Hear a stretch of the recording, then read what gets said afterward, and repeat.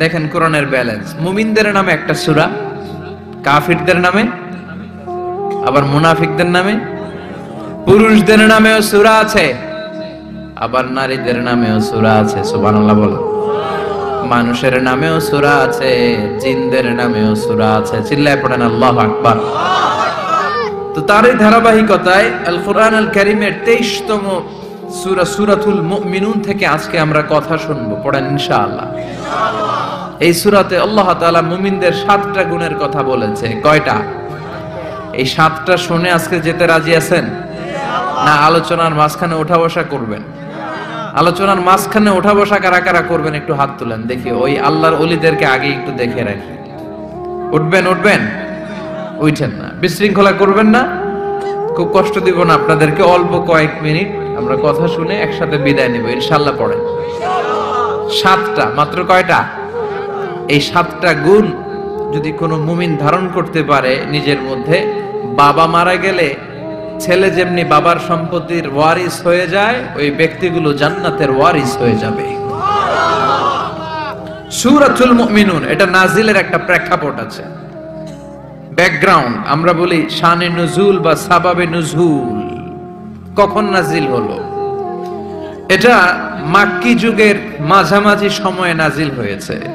বিশ্বনবীর জীবনে 2টা পর্ব, 2টা ইনিংস, একটা মাক্কি ইনিংস আর একটা মাদানী ইনিংস। ইনিংস বুঝেন তো, ছেলে পেলে ক্রিকেট খেলে খুব, ইনিংস বললে সহজে বোঝে। একটা মাক্কি ইনিংস আর একটা মাদানী ইনিংস। এটা মাক্কি ইনিংসের মাঝামাঝি সময়ে নাজিল হয়েছে।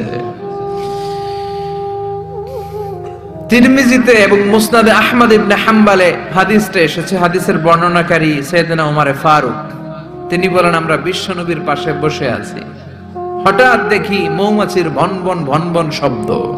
ডানে বায়ে আমরা মৌমাছি খুঁজতে লাগলাম, কিন্তু খুঁজে দেখি কোনো মৌমাছি নাই। সুবহানাল্লাহ পড়েন।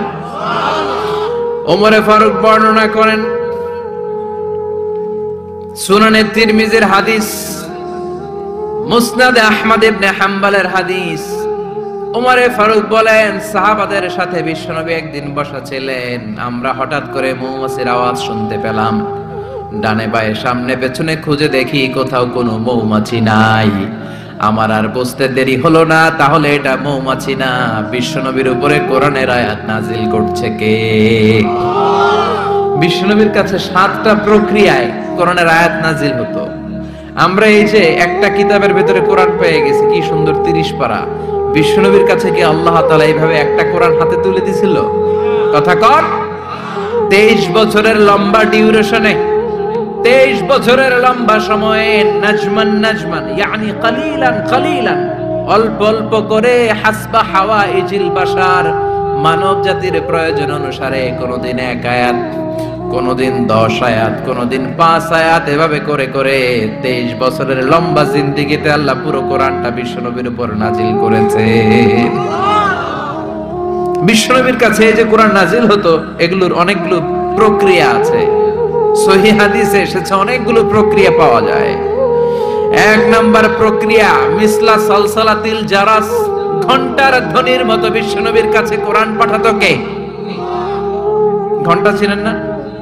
এদিকে হাই স্কুল আছে লক্ষ্মীপুরে, আছে? এই হাই স্কুলে বা প্রাইমারি স্কুলে ছুটির সময় দপ্তরি ঘন্টা বাজায় না? ঘন্টা বাজালে কি হয়? আওয়াজ হয়। বিশ্বনবী বলেন ঘন্টার ধ্বনির মতো বিকট আওয়াজে রব্বুল আলামিন আমার কাছে কোরআন পাঠাতো। এই পদ্ধতিতে বিশ্বনবীর কাছে যখন কোরআন আসতো, প্রচন্ড শীতের রাতে বিশ্বনবী ঘামতে ঘামতে হয়রান হয়ে যেতেন। সুবহানাল্লাহ, কি মজার কোরআন আমরা পাইছি, খুলি আর পড়ি। বিশ্বনবী এই কোরআনকে রিসিভ করতে কত কষ্ট করেছেন। শীতের রাতে, কনকনে শীতের রাতে এই কোরআনকে রিসিভ করতে যে উনি ঘেমে একাকার হয়ে যেতেন।